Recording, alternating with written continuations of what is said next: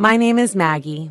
I'd been solely focused on my work without any romantic entanglements until the age of 28. Or rather, I realized that I'd become 28 years old without even noticing due to the overwhelming busyness. Some of my junior colleagues started getting married as early as 24 or 25, and deep down, I felt a sense of urgency. I wonder if I'm going to spend the rest of my life at this company. Sure, there are senior colleagues who are older and far more experienced than me, and I can't help but admire them for their impressive professional skills. But it's also true that there's a part of me that strongly believes that I don't want to remain single forever. That's when I met George. George is kind and always prioritizes the places I want to go and the things I want to do during our dates. Having never experienced such kindness from a man before, I was swept off my feet and gladly accepted his proposal. Everyone had a good time at our wedding, huh? Yeah, I managed to get married while I was still in my 20s. What? You were worrying about that? George smiled with his usual calm expression. Come on, I was quite worried. I see. It's tough for women. Men can get married in their 40s and nobody says anything. Indeed, it seems like only women are worried about age. Speaking of women, my father-in-law has a calm personality like George, but my mother-in-law is unexpectedly assertive and strong-willed. We don't have plans to live with them, and we'd probably only go visit them for Thanksgiving and Christmas, but I could tell she wasn't particularly fond of me. I plan to continue working and maintain a dual-income household even after getting married, but it appears she has reservations about that.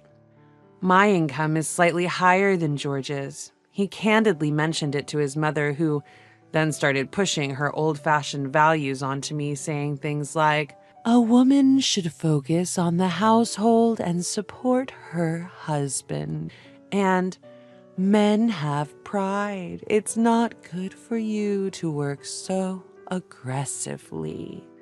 But in this uncertain time when layoffs and cost-cutting measures can happen, I feel the need to save up at least until we have children. George agrees with me on this, but in front of his assertive mother, he's usually overwhelmed. I should probably avoid unnecessary interactions with my mother-in-law, I thought to myself. "So, which travel agency are we going with?" George's voice caught me off guard. A wedding is a major event in life, but there's another important event that remains: our honeymoon. I can't decide. When it comes to a trip to Europe, different agencies offer various plans. I want to go to this place, but I'm also interested in this agency's French wine tasting tour. I pointed to various spots on a brochure marked with Post-its. I've always had a longing for Europe. Stained glass windows in churches, stylish cafes, and historic towns. An opportunity like this is probably a once-in-a-lifetime experience. So many choices. You can decide whichever one you want. George, as usual, muttered in a relaxed tone. Okay, I need to make a serious decision. We've been saving up for our future and our children, but we're planning to splurge a bit on this trip. Our honeymoon is probably the only time we can take off from work for so long. Can I sleep on it and decide tomorrow? Sure. It's not often we can go on an overseas trip. George, wearing a smile, made his way to the kitchen to enjoy a cup of coffee. Opportunities to go abroad or on vacations are rare, but above all, a honeymoon is an event that happens only once in a lifetime. I want to create unforgettable memories with George, just the two of us. That's why I didn't want to make a decision I might regret later. Even during work, I found myself constantly daydreaming about our trip whenever I had a spare moment. I did refrain from opening travel magazines except during my breaks, of course. Still haven't decided? Yeah, I was so engrossed that I didn't notice my colleague's presence until she spoke up. Hey, you better hurry up and eat before lunch break ends. Oh, right. It's already this late. Don't most European tours usually have predetermined routes? You know, visiting famous tourist spots in Italy and Rome. That's completely wrong, and Rome is in Italy. My colleague laughed and gave me a teasing look. Must be tough being a happy girl in love. Requesting time off is a whole process, and so I need to choose a travel agency soon. You're quite the contemplative lady, aren't you? I didn't pay much attention to my colleagues teasing at the time. I was too caught up in planning this milestone in my life. Make sure you do your job responsibly, too, will you? I'm giving you the time off, after all, my boss said, as if seeing right through me. I'm sorry. I wondered if he noticed that I'd been distracted lately. I need to pull myself together. I opened a file on my computer and started working. I need to focus on my job. I've decided to go with this travel agency's tour. Sure, it's great to hear you found a tour that you like. I must have spent over a month, maybe close to 2 months trying to decide. I wonder if there are really people who agonize over a trip for such a long time. I must have caused a lot of trouble for the travel agency. I'm sorry for all the trouble I've been making, a bunch of inquiries, even about the tour details. The female staff at the travel agency gave me a warm smile. You two are going on your honeymoon, right? Yes. It's normal to take your time thinking about your honeymoon. It's a once-in-a-lifetime journey. We've even had a client who spent 6 months planning their trip alongside their wedding. I was genuinely surprised at the mention of 6 months. Is that so? Despite my murmuring, she maintained her smile. An overseas trip is different from a domestic one. There's a sense of something special. Our job is to provide a trip that will be a wonderful memory for our clients. I felt relieved to hear those words. I was immensely grateful to our wedding planner for their assistance during the wedding, and as I realized that various people were supporting us like this, my anxieties about our trip naturally started to fade away. Now I can focus on work without worry. I'm sure my boss will be relieved as well. When George came home in the evening, I gave him the news. I'm home. I've decided on our travel plan. We're going with this travel agency. George replied in a relaxed manner to my childlike excitement. That's good. I'm glad you found a good one. I was a bit taken aback, but after all, I was the one who had always longed for a trip to Europe. Perhaps this is what travel means to George. Hey, are you excited about our honeymoon? Feeling insecure, I found myself asking him. Surprised, he opened his eyes wide and replied, Of course, with you. I'm certain our trip will be great. We should inform our parents later, too. We spent the evening discussing our trip in detail. Sorry for the worry. We've finally decided on our honeymoon destination. I was so happy that I could hear it in my voice, even without realizing it. My boss, sensing my excitement, said with a relieved expression, Oh, good. I'm counting on you until the trip then. He also handed me some extra paperwork. I didn't even mind the extra work. I was that excited. With both of us working, the timing for us to take the 12 days off needed for a trip to Europe was limited. Because of that, we managed to set the schedule quickly. Guess what, Mom? I couldn't contain my happiness and immediately called my mother when I got home to tell her about the trip. That sounds wonderful. I'm looking forward to the authentic European souvenirs. Something authentic, huh? Maybe I'll look for something stylish, accessories or something. My mother seemed ready to happily send me off on my trip. All I had to do was pack. I've always loved packing for trips. I should also check the weather of the places we're going. Why does preparation for something fun proceed so smoothly? Unlike me, who's impatient, George, with his relaxed personality, seems to take his time with his travel preparations. A week before our trip, both of us had finished packing. Hey, can we buy a new suitcase? I was taken aback by George's sudden question. Suitcase? What's wrong with the one we have?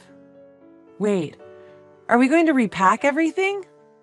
In response to my rapid-fire questions, George murmured, Well, not quite. I was thinking of preparing an additional new suitcase. It's true that the suitcase we have is of medium size and there's not much space left once we pack 2 people's changes of clothes and other necessary items, including a folding umbrella for the trip. We should have enough space to fit souvenirs for our parents and work colleagues, but if I come across a lovely antique or something, I might end up wanting to buy it. That might be a good idea. We could use one more. When we have to carry them, you and I can each hold one. Yeah, thank you. I was genuinely happy that George showed interest, as he rarely voiced his opinions during our wedding planning or previous trips. And then it was the day before our honeymoon. I felt my heart race with excitement as I realized that tomorrow was finally the day of departure. What if I can't sleep tonight? But it would be a shame to feel sleepy during the trip. While I was preoccupied with such thoughts, I heard the doorknob turn. I'm home. Hey, I'm worried I won't be able to sleep tonight because I'm so excited. George? George, with a solemn look on his face, started to speak. What could he want to talk about the day before our trip? There should be no issues with our passports or documents. What's up? He began speaking. About my parents, Then a shocking phrase slipped out of his mouth. I was planning to ask you to take care of my parents' plane tickets, but I forgot. Do you think it's still possible to make an arrangement? For a moment, I was unable to comprehend what George was saying. Wait, what are you talking about? When I asked, he explained. I told my parents about the trip after everything on the itinerary was finalized, but they got upset, saying that it's normal for the groom's parents to tag along. By any chance, have you already purchased their tickets? I felt my blood start to boil at the sudden and unexpected conversation. What are you talking about? A honeymoon is supposed to be for the couple, isn't it? It's absurd for parents to come along. But my parents were overjoyed when I told them it was a trip to Europe. But just because they're happy, we had just gotten married and this was supposed to be a special trip for us. Does George think of it as a regular family trip? Then suddenly the doorbell rang. Without making eye contact, I glanced at the intercom screen and saw George's parents. Contrary to my shock, George casually responded through the intercom. I'll open it now. And quickly let them into the living room. Sorry to barge in like this. In my mother-in-law's hand was a bag stuffed full of luggage. Mother-in-law? Taking advantage of my stunned silence, my mother-in-law kept talking. A Boston bag might not be suitable for a flight. We heard you guys prepared a suitcase for us. The suitcase was for them? I felt a sense of weakness wash over me. As I looked at George, he had an expression as if this was all to be expected. I don't want to argue with my in-laws, but I couldn't back down on this matter either. After all, we had spent so much time planning this honeymoon. Plus, there's no way we could get additional tickets at this point, and I verified online that the tour bookings are already completely booked. This is our honeymoon, you know. But my mother-in-law answered in a very matter-of-fact manner. So what? George wasn't taken aback either. My father-in-law was standing behind my mother-in-law holding a huge amount of luggage. A honeymoon is usually just for the couple. In response to this, my mother-in-law replied, Didn't you come to marry into this family? It's only natural that a wife serve her husband's family, isn't it? I understand if it's a family trip, I would gladly go on the trip with the two of you, but a honeymoon is different.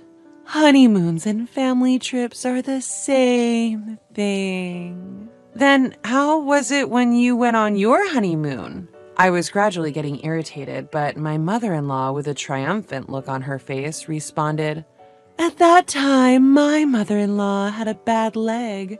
It's a daughter-in-law's duty not to push her too hard, isn't it? So you didn't take your mother-in-law on your honeymoon, did you?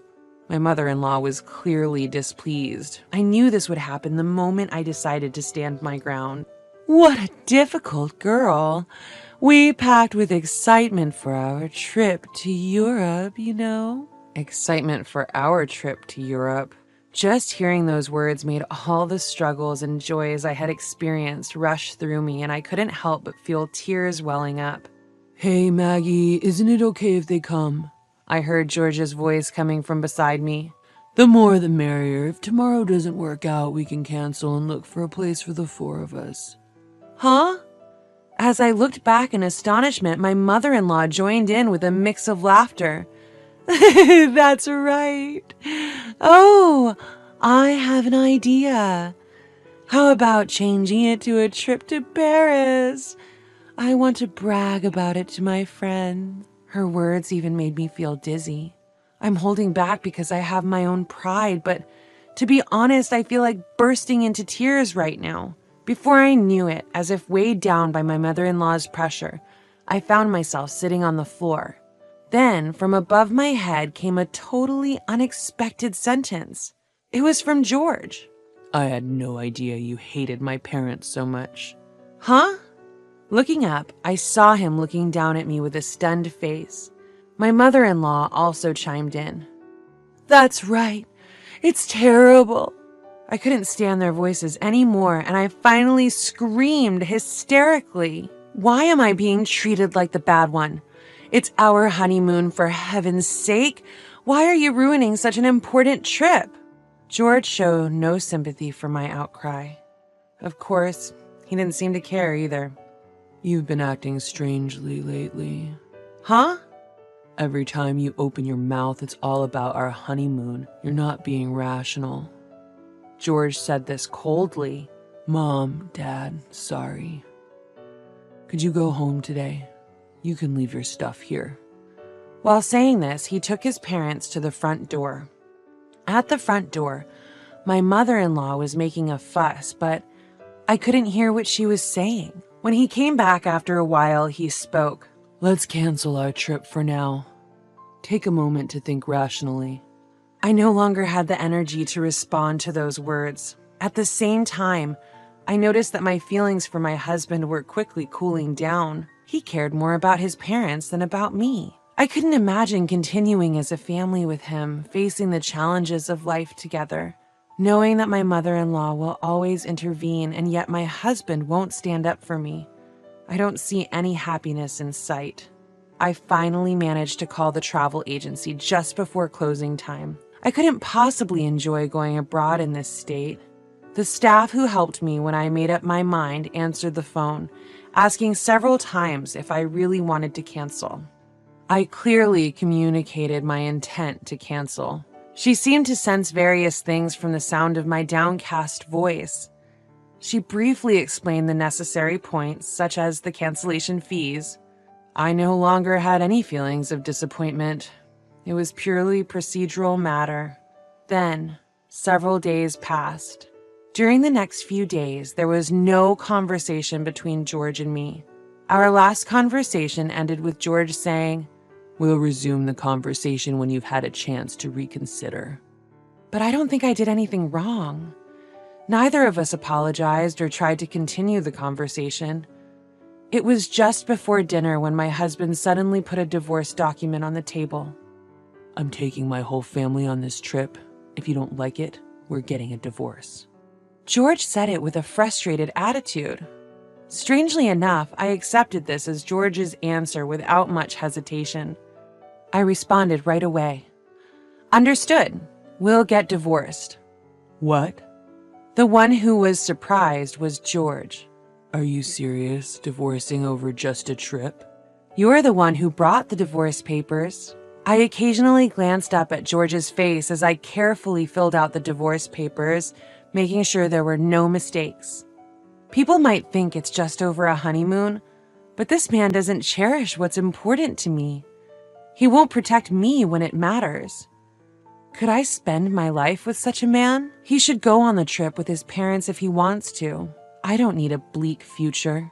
George, unable to back down now, also filled out the form with shaking hands. "I'll bring this to the family court tomorrow." I said this as I took the divorce papers from George's hands. A tiny voice saying, "Oh," slipped from George. He may actually be regretting this.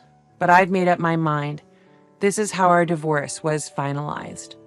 Of course, My parents were surprised when I told them about the divorce. My mom suggested that I reconsider, but when I told her about the honeymoon and my former in-laws, she seemed dumbfounded and said cheerfully, "It's a good thing you cut ties with that weird family." I do regret that I caused trouble for my parents and our wedding guests. My colleague who used to tease me as the troubled maiden seemed a bit uncomfortable for a while, but when I said it was the right choice to break up with a grown man who's still dependent on his mother, she seemed to get back to her usual self. On the other hand, it seems that George vented about me being heartless to his colleagues at work. He intended to highlight my lack of common sense, but instead his own absurdity was exposed and quickly spread within his company. He seemed to receive a lot of criticism from his female colleagues in particular, and apparently became known as a mama's boy.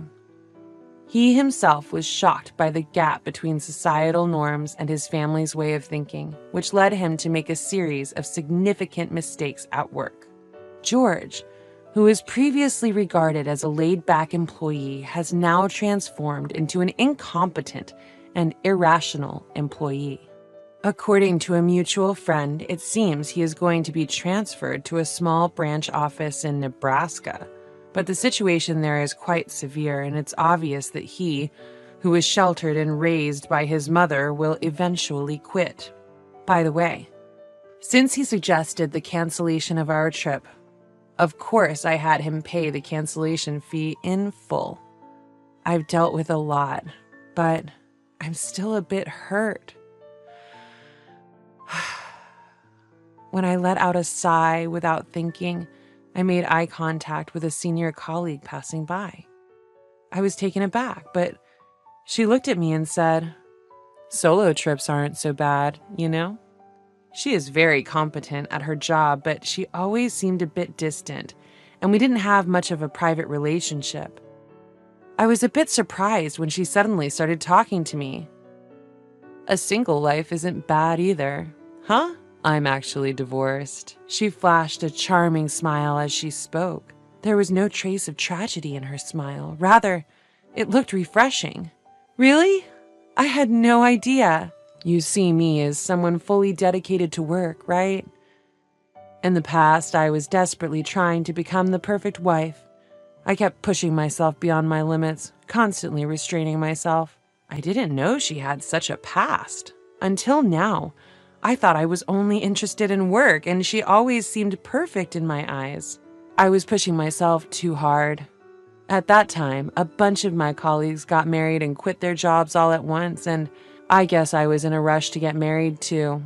I felt the same way, I found myself saying naturally. When I save up some money, I go on solo trips. You know, being alone can be quite nice."